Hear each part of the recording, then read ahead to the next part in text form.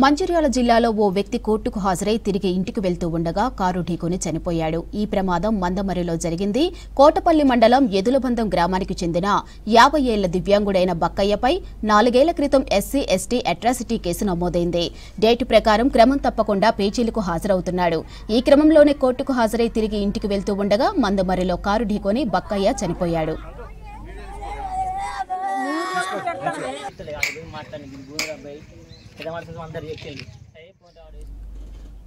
4 ఏళ్ల క్రితం బక్కయ్యపై అన్యాయంగా అట్రాసిటీ కేసు పెట్టి అతడి చావుకు కారణమయ్యారని కుటుంబ సభ్యులు ఆరోపిస్తున్నారు. బక్కయ్యపై పెట్టిన ఎస్సీ ఎస్టీ అట్రాసిటీ కేసును కొట్టివేసి అతడి కుటుంబానికి ఆర్థిక సహాయం అందించాలని యాదవ సంఘం నాయకులు డిమాండ్ చేశారు. మంచిర్యాల నుంచి మా డాడీని ఇంటికి పోమని చెప్తే వాడు అంగూర్ బాపా అనే వ్యక్తి ఎప్పుడు వచ్చి చంపుతారో తెలియదురా, నేను పోను అని మా అమ్మ చెప్పింది. అది అని అంటే మా డాడీకి మాటలు రావు, చెవులు రావు, వినవాడయి ఏం మాట్లాడాడు ఇంట్లో ఉండే వ్యక్తి.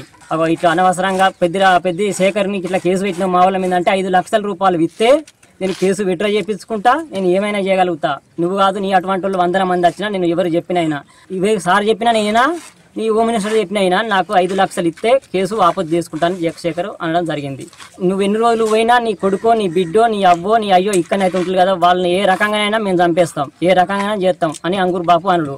బండి సదానందం జిల్లా అధ్యక్షుడు చెప్పుకున్న వాళ్ళే నా దగ్గరనే ఉండు అంటే వాడు తలదాసుకుంటాను. మా డాడీ ఊళ్ళో లేడు ఆ రోజు, మా మమ్మీ ఊళ్ళో లేదు, మా డాడీ ఎటు పోతాడో రోడ్డు పని తెలియదు, ఎటు పోతాడో తెలియదు. అటువంటి వ్యక్తిని కేసు పెట్టడం జరిగింది. ఇది రాజకీయ కుట్ర జరిగి జగశేఖర్ అంటోడి కథ నడిపి అంగూర్ బాపు జగశేఖరు చేసి ఈ కేసు చేయడం జరిగింది. వాళ్ళ వారంగా వాడి వైరంగా మా డాడీ చచ్చిపోయాడు.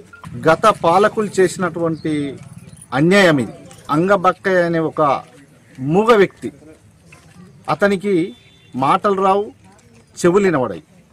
అతని మీద కులం పేరుతో తిట్టినండి కేసు పెట్టడము నిజంగా ఇది చెప్పుకుంటే ఒక రకంగా సిగ్గుచేటు అనిపిస్తూ ఉన్నది. ఎందుకంటే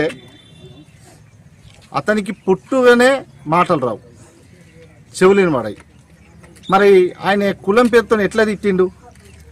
గత టీఆర్ఎస్ గవర్నమెంట్ పాలనలో అతని మీద అతను ఊళ్ళో లేనప్పటికీ ఏదో చిన్న ఘర్షణ ఉంటే దాన్ని దృష్టిలో పెట్టుకొని కొంతమంది రాజకీయ నాయకులు వాళ్ళ రాజకీయ లబ్ధి కోసం నిజంగా ఒక పేదవాడిని